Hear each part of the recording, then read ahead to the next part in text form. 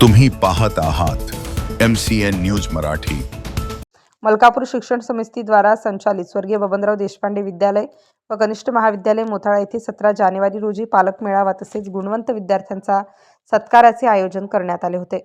यावेळी विशेष प्रावीण्य मिळवलेल्या सन 2025च्या विद्यार्थ्यांना सन्मानित करण्यात आले। मोताळा येथील वैशाली ड्रेसेसचे संचालक प्रशांत नारखेडे यांची कन्या कुमारी मानसी नारखेडे हिने मार्च 2015 मध्ये घेण्यात आलेल्या इयत्ता 10वीच्या मंडळ परीक्षेत विशेष प्रावीण्य मिळवल्याने तिला एकूण 6 प्रोत्साहनपर बक्षिसं देण्यात आली।